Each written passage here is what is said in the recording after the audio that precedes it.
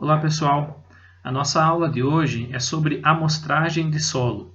Essa é uma aula que tradicionalmente a gente realiza lá na fazenda experimental, então que vocês tenham a oportunidade de conhecer os amostradores, realizar essa amostragem de solo, mas em função da pandemia, então nós vamos realizar essa aula de forma remota.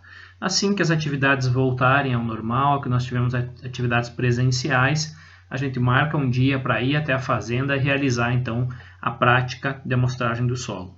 Essa é uma aula bastante importante dentro da fertilidade do solo, porque todo o nosso sistema de recomendação de calagem e adubação está baseado no resultado da análise de solo. Então é muito importante que a amostra de solo seja bem representativa da nossa área, da nossa lavoura, para que de fato a recomendação ela faça sentido para o nosso solo e as nossas expectativas de produção. Na aula de hoje, então, nós vamos falar um pouquinho sobre a questão da representatividade da amostra, a época de amostragem, em que momento a gente deve realizar a amostragem de solo. Vamos falar sobre diferentes tipos de amostradores, procedimentos que são realizados para áreas não georreferenciadas e também para áreas georreferenciadas, e aí como proceder depois da coleta com relação à identificação, manuseio, armazenagem, até que essas amostras sejam enviadas até o laboratório. O primeiro ponto que nós vamos trabalhar hoje é a questão da representatividade da amostra. Então, quanto àquela amostra de solo que a gente está coletando e enviando para o laboratório, realmente representa daquele nosso solo lá na área de produção. Então a gente pode retirar uma amostra, por exemplo, de um vaso de flores, e ao mesmo tempo de uma área, de um talhão aí agrícola, então talvez composto por vários hectares. Então, se a gente remover a mesma amostra de um vaso de planta ou então de uma área agrícola, qual dessas amostras vai ser mais representativa? Em quais dessas amostras nós temos a maior possibilidade de incorrer em erro? Claro que vai ser na amostra do talhão, porque nós temos uma quantidade muito maior de solo comparada à amostra do vaso de flor. Então essa é a realidade das nossas amostragens a campo. Então nós temos um volume, uma quantidade enorme de solo, e a gente está retirando só um pouquinho lá de solo para mandar para o laboratório para realizar a análise. É importante destacar ainda, pessoal, que não importa o quão boa é a análise ou a qualidade da análise dos laboratórios de análise de solo, essa análise ela não consegue corrigir eventuais problemas gerados de uma má amostragem de solo. Tá? Então, isso reforça ainda mais a importância da amostragem de solo. Então, quando a gente realiza essa amostra, quanto que efetivamente a gente está removendo, está retirando de amostra de solo para enviar para o laboratório? Vejam esse exemplo. Ó. Se nós temos uma camada de solo amostrada aqui de 0 a 10 centímetros, em uma área de 20 hectares, nós temos 20 vezes 10 na 6 decímetros cúbicos. Se nós considerarmos uma área de 0 a 20 centímetros, a mesma área de 20 hectares, só numa profundidade de 0 a 20, nós teremos 40 vezes 10 na 6 decímetros cúbicos. Quanto que a gente envia para o laboratório? 0,5 decímetro cúbico. Então, esse 0,5 decímetro cúbico aqui representa só 0,0000025% do solo que nós temos efetivamente na área. Então, vejam que proporcionalmente à quantidade de solo que nós temos na área, em relação àquilo que a gente envia para o laboratório, é muito pequeno. Chegando no laboratório, ainda a fração de amostra efetivamente analisada é de 0,05 decímetros cúbicos. Então a gente pode realizar esse mesmo cálculo, essa mesma lógica, em termos quantitativos de solo. Vamos considerar aqui que nós temos uma área de 1 hectare. Então, 10 mil metros quadrados na camada de 0 a 20 centímetros. Então, nessa área, nós temos um volume de 10 mil metros quadrados vezes os 20 centímetros. Aqui nós temos 2 mil metros cúbicos de volume. Considerando a densidade do solo de 1,2 megagramas por metro cúbico, ou então 1.200 quilogramas por metro cúbico, nós temos que, nessa área de 1 hectare, o total de solo que nós temos na camada de 0 a 20 é de 2.400.000 quilogramas de solo. Então, nós retiramos uma amostrinha de solo dali e enviamos para o laboratório em torno de 300, 400 gramas de solo. Então, imagine, de um universo de 2.400.000 quilos, a gente está retirando 300 gramas para enviar para o laboratório para realizar a análise. Então, vejam que a quantidade de solo que a gente está enviando para o laboratório é realmente muito pequena comparado ao que nós realmente temos lá no campo. Então, como é que a gente faz para garantir de que a amostra que a gente está enviando para o laboratório, ela realmente representa aquela nossa área, né? A gente aumenta o número de subamostras, então tira amostras em vários locais da área para tentar aumentar então a representatividade da amostragem. Então, quando nós consideramos essa ordem de grandeza, né, fica claro que a coleta do solo ela precisa ser muito bem realizada para que a gente possa realmente representar aquele teor de nutrientes que o solo possui, né? Então, é uma etapa crítica do processo de recomendação, né? Toda a nossa recomendação vai ser realizada em cima da caracterização desse solo. Então, a gente vai enviar para o laboratório 200, 300 gramas, que vão ter que representar então mais de 2 bilhões de gramas de solo, né? Então, realmente é uma pequena fração do solo que é enviada para o laboratório e precisa então ser bem representativa do que nós temos na área. Nós temos que lembrar que o solo é uma matriz complexa, né? Ele é bastante heterogêneo, então naturalmente heterogêneo. O processo de adubação acaba por criar ainda uma heterogeneidade maior nesses solos. Vejam, por um exemplo, né? Nós temos aí um local que foi adubado a lanço, né? Comparado com um local que é adubado em linha, então acaba que o histórico dessa área também é importante. No caso da adubação a lanço, nós temos uma distribuição mais uniforme pela superfície do solo, em termos de nutrientes, da concentração dos nutrientes, enquanto que quando a adubação ela é feita no sulco, nós temos maior concentração de nutriente no sulco. Aí nós temos que realizar, logicamente, uma amostragem, né, que expresse, né, que nos informe aí um teor médio desse solo, né? Não podemos amostrar somente a camada superficial e considerar que toda a camada aí até 20, 30, 40 centímetros tem aquela concentração, assim como não podemos amostrar somente no sulco de semeadura e considerar então que nas outras partes da área também vai existir a mesma concentração de fertilizante. Logicamente, para áreas novas, né, em que vai ser realizado o plantio de espécies, nós temos uma uniformidade um pouco maior, né? Áreas que não foram ainda fertilizadas acabam por ter uma uniformidade maior.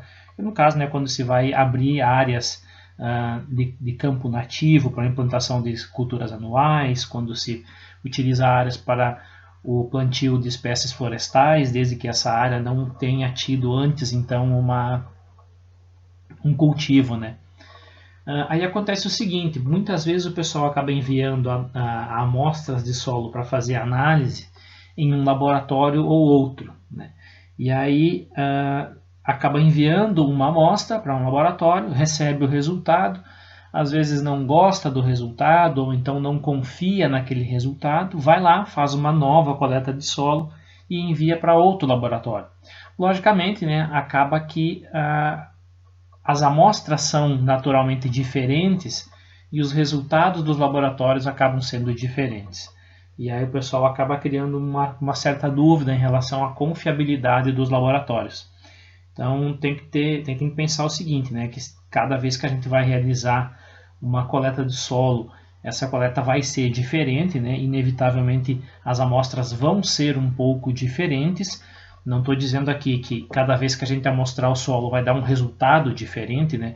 Mesmo que os laboratórios aí indiquem valores absolutos um pouco diferentes entre uma amostra e outra, essas amostras costumam cair dentro da mesma classe de interpretação. Isso nós vamos ver mais ao longo da disciplina, Mas o que eu quero dizer aqui é que em valores absolutos, por vezes um valor pode mudar entre um laboratório ou outro, o que não quer dizer que o laboratório não seja qualificado ou que a análise não tenha qualidade. Além da representatividade da amostra, nós precisamos falar também sobre a época adequada para realizar a amostragem de solo. Então, como uma grande vantagem da utilização da análise de solo como um indicador da capacidade do solo em fornecer nutrientes para as plantas, é que essa amostragem ou essa análise pode ser realizada em qualquer época do ano. No entanto, nós temos que considerar que existe um tempo entre a coleta da amostra, o envio para o laboratório, até que o laboratório processe, analise essa amostra e gere um laudo, né, final desse solo, e que a gente possa também comprar os fertilizantes. Então, nós temos que considerar que todo esse processo vai levar pelo menos de 2 a 3 meses. Então, pensando em preparar o solo, né, fertilizar o solo para uma cultura de interesse, é interessante que a gente realize a amostragem de solo de 2 a 3 meses antes do plantio. Com exceção, então, das áreas de pastagem perene, em que a indicação da amostragem de solo é que ela seja realizada no momento do máximo crescimento vegetativo das espécies, e as áreas de floresta, então, logicamente, a gente vai realizar essa análise antes do plantio das mudas, né? Então, chegado o momento de realizar a amostragem de solo, nós temos diferentes ferramentas para realizar essa coleta. Então, os ditos amostradores de solo. Cada um deles tem vantagens e desvantagens. Aí vai surgir a dúvida, né? Qual amostrador utilizar? Então, lógico, né? Dependendo da situação, a gente vai utilizar o amostrador que nós temos disponível, né? Mas é importante que vocês conheçam as limitações de cada um desses amostradores para tentar contornar da melhor forma possível, né? E evitar de que a amostra de solo que vocês estão coletando não represente de fato a área em questão. Com relação aos amostradores de solo, eu trago aqui para vocês alguns exemplos dos amostradores mais utilizados e algumas restrições então que cada um desses amostradores vai apresentar. Inicialmente, nós temos o trado de rosca e o trado holandês. Esses dois tipos de trado, eles podem causar alguns problemas relacionados à subestimativa de alguns nutrientes, ou então subestimativa também do teor de matéria orgânica. O primeiro deles, o trado de rosca, ele pode acabar causando uma subestimativa, especialmente em solos secos e arenosos. Então, como ele tem essa conformidade aqui, ó, em solos muito secos ou muito arenosos, essa camadinha superficial do solo, ela não se adere muito bem ao trado rosca e é muito fácil perder essa camada superficial. Em geral, a camada superficial do solo é aquela camada mais rica em matéria orgânica, às vezes mais rica em nutrientes. Então, se nós perdermos essa camada superficial do solo, isso pode acabar causando então uma subestimativa dos teores de matéria orgânica e de nutrientes no solo. Além disso, eventualmente algum solo que tenha recebido a aplicação de calcário em superfície, por exemplo, que contenha um pH um pouco mais elevado na superfície do solo, se a gente perder essa camada, a gente pode estar então subestimando aí o valor de pH do solo. Com relação ao trado holandês, se vocês repararem na conformação do trado, ele tem a parte superficial um pouco mais estreita e a parte inferior, né, também é um pouquinho mais estreita. Então, acontece que na coleta de solo nós acabamos por coletar uma quantidade de solo maior da camada intermediária e uma camada de solo menor da superficial e da inferior, da subsuperficial.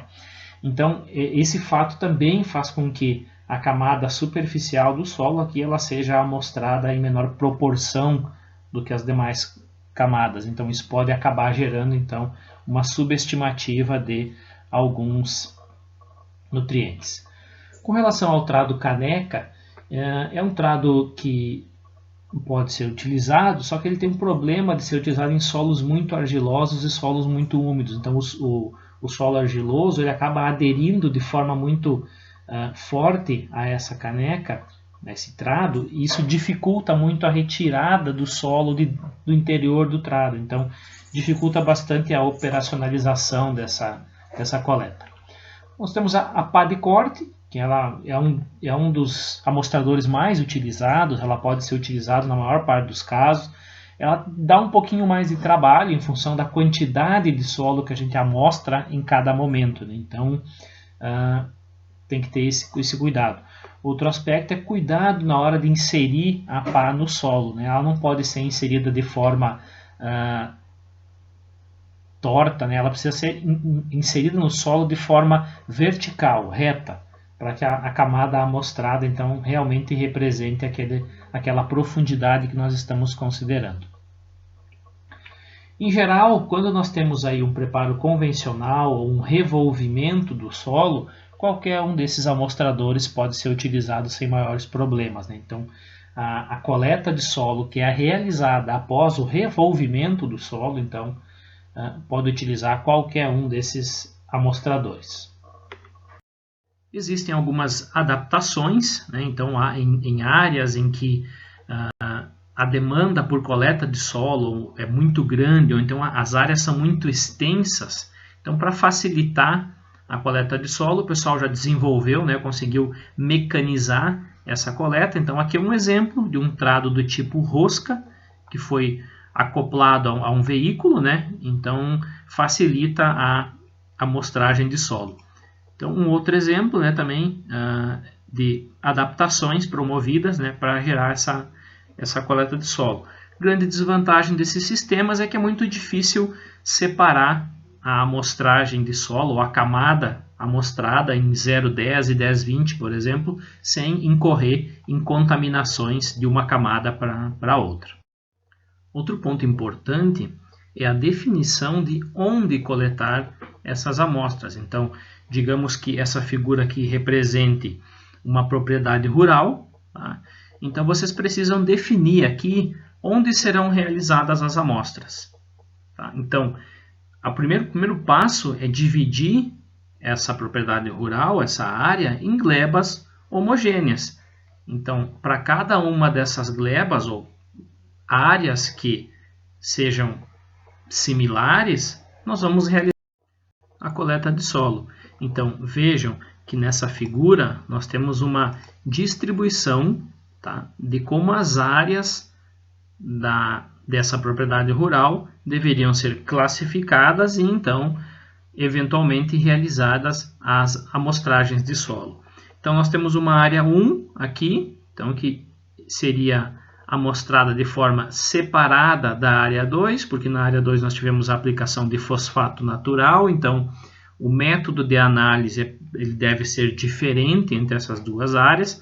Nós vamos ver isso com mais detalhes na aula sobre fósforo, mas quer dizer então que, por mais que essas áreas pareçam similares, mas elas diferem com relação ao histórico de uso dela. Então, em uma área foi realizada a aplicação de fosfato natural, na outra área não foi realizada essa aplicação. Então, quimicamente, essas duas áreas diferem. Nós temos uma terceira área aqui que é composta por uma mancha.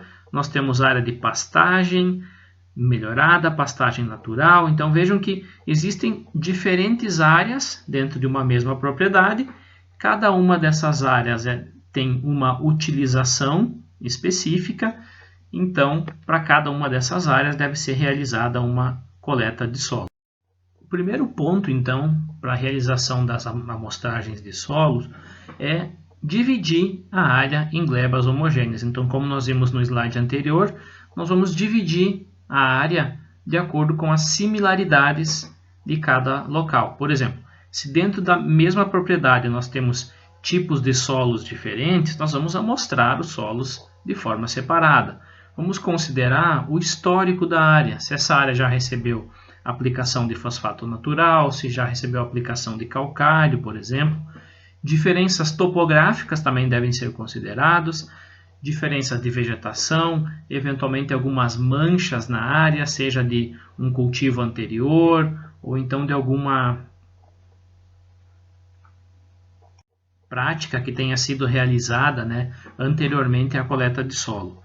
Uma vez dividida essa área então em glebas homogêneas, nós vamos para o número de subamostras e o procedimento a ser realizado para coletar o solo. Então, como padrão, definição, nós temos que as áreas devem ser amostradas, então, de 10 a 20 pontos, em média de 15 subamostras por área. Então, você vai andar em zigue-zague pela área, coletando essas amostras. Então, vejam aqui um exemplo. Nós temos, então, diferentes talhões aqui, né, que foram divididos em glebas. Então, nós vamos andar em zigue-zague por essa área, coletando de 10 a 20 pontos, tá, em todo esse local aqui. Então, essas subamostras irão compor, então, uma amostra que vai ser enviada para o laboratório. Então, no caso desse local aqui, dessa propriedade, nós teríamos 1, 2, 3, 4 amostras que serão enviadas para o laboratório para realizar a análise. Importante destacar que cada uma dessas amostras aqui é composta por outras 10 a 20 subamostras. Então, em 10 a 20 pontos aqui, nós vamos coletar, juntar tudo isso aí em uma amostra única, retirar aí 300, 400 gramas para enviar para o laboratório. Com relação à camada de amostragem, cada sistema tem uma recomendação para a amostragem de solo. Então, em áreas em que é realizado o revolvimento do solo, nós vamos amostrar o solo de 0 a 20 centímetros. Em áreas em que nós temos plantio direto já consolidado há mais tempo, nós vamos amostrar 0 a 10 centímetros, mas se a gente suspeitar de algum problema em subsuperfície, seja de acidez, presença de alumínio, nós vamos amostrar também a camada 10 a 20 e realizar um monitoramento para avaliar se nós temos algum problema em profundidade. No caso de culturas perenes, nós podemos fazer a amostragem na camada 0 a 20 centímetros e depois a gente, na hora de fazer a recomendação, a gente faz uma correção, multiplica aquele valor indicado, né, para realizar a correção e a adubação do solo, nós multiplicamos por 1,5, então considerando que a camada a ser corrigida vai ser a camada de 0 a 30 centímetros. No caso de culturas que são cultivadas em sistema de preparo convencional, o indicado é realizar a amostragem de solo após o preparo do solo. No caso de culturas em plantio direto, depende. Se for um momento de implantação do sistema plantio direto, a recomendação é que a amostragem seja realizada na camada de 0 a 20. Se for um plantio direto consolidado, então a gente considera a camada como 0 a 10. Na página 36 do Manual de Calagem e Adubação, vocês têm uma tabela, então, especificando cada uma dessas situações de amostragem, bem como o amostrador mais indicado. Na página 36 do Manual de Calagem e Adubação, vocês encontram então lá uma tabela com uma sugestão de amostradores e profundidades. Então vejam que é uma sugestão de coleta, né? Uma recomendação para que vocês utilizem amostradores específicos em uma profundidade pré-determinada. Então, espécies florestais, elas se encaixam nesse grupo, né, em que a camada de solo a ser amostrada, indicada, é a de 0 a 20 centímetros, e o amostrador, então, todos eles podem ser utilizados. Não existe uma especificidade quanto ao amostrador. Apenas vale lembrar aquilo que a gente comentou anteriormente, de ter cuidado com alguns tipos de amostradores, especialmente em solos arenosos, em solos muito secos. E uma notinha de rodapé lá, então, indica, né, que para espécies perenes e frutíferas ou espécies florestais, nós podemos coletar a camada de 0 a 20 centímetros, realizar a análise de 0 a 20 centímetros e depois então corrigir para uma camada de 0 a 30 centímetros. Como é que a gente faz essa correção? Nós multiplicamos a dose de calcário ou de fertilizante pela camada por 1,5. Então isso corresponde à camada de 0 a 30 centímetros. Então a gente vai fertilizar essas espécies com uma quantidade maior, considerando aí então a camada de 0 a 30 centímetros.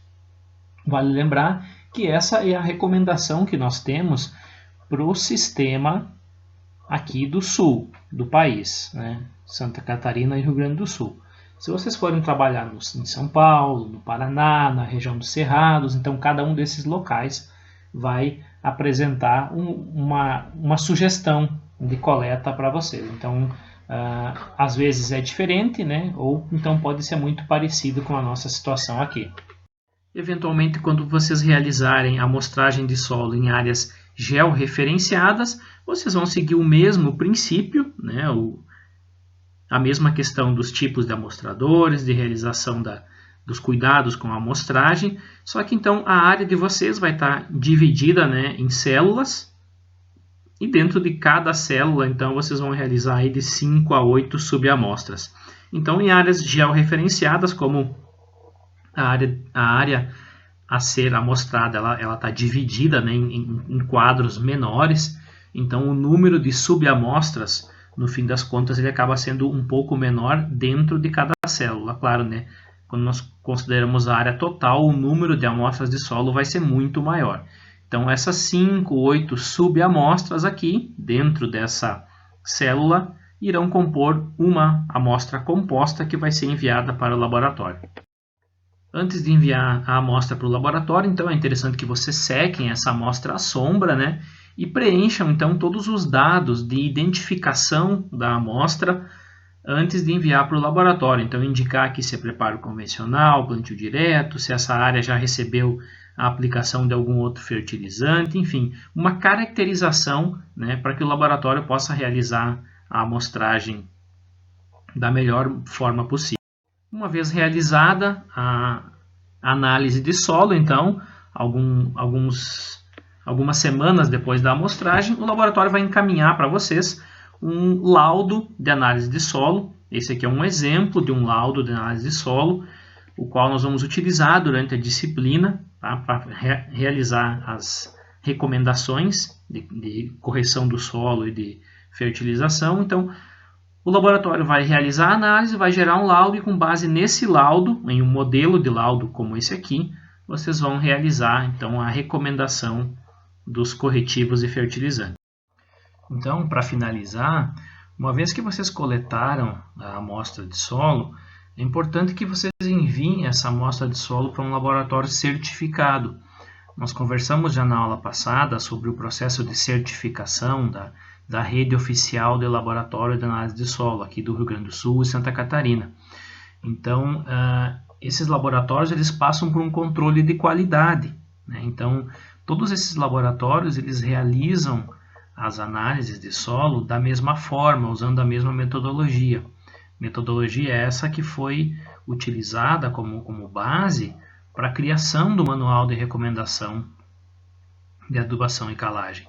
Então, é importante vocês utilizarem esses laboratórios para que o laudo gerado, né, ele seja gerado de forma que ele seja compatível com a utilização do manual. Então, por vezes vocês enviam essas amostras para um outro laboratório, fora da rede, às vezes fora dos estados, e esses laboratórios não seguem a mesma metodologia. Então, não é possível fazer uma aplicação direta, né, de outras metodologias, outros métodos de análise com o nosso manual de recomendação de calagem e adubação. Outra pergunta muito pertinente, né, é: ok, a gente realizou a amostragem de solo, realizamos a correção, realizamos o cultivo, mas e aí? Quando que a gente realiza a próxima amostragem de solo? Quando a gente fala em culturas agrícolas, né, culturas anuais, nós temos como padrão assim de que a cada 2 cultivos nós realizamos uma nova amostragem. Por quê? Porque nós consideramos que sempre que a gente realiza uma adubação, aplicação de algum corretivo, nós estamos modificando o solo quimicamente. Então isso demanda uma nova amostragem de solo. Por que a gente espera 2 cultivos? porque o tempo para que esses corretivos e fertilizantes reajam no solo, especialmente os corretivos, como por exemplo o calcário, então o tempo para que ele reaja no solo, né, é um pouco maior. Então nós esperamos aí em torno de 2 cultivos até 1 ano para refazer uma nova amostragem. No caso de culturas perenes, culturas florestais, nós vamos realizar a próxima amostragem quando nós tivermos a implantação de um novo cultivo. Então, é feita uma amostragem antes da implantação do cultivo, se calcula, faz a recomendação, faz o plantio, cultiva, então depois que fizer a colheita, faz uma nova coleta de solo para determinar qual é o estado, qual a concentração dos nutrientes nesse solo, qual a necessidade de adubação. Tá bom, pessoal? Então, a gente encerra essa aula rápida, né, de amostragem de solo por aqui. Assim que retornar às atividades presenciais, a gente realiza então toda a amostragem de solo lá na fazenda, alguns exemplos. Então, nós ficamos por aqui e aí vocês ficam lá com o material para fazer a leitura.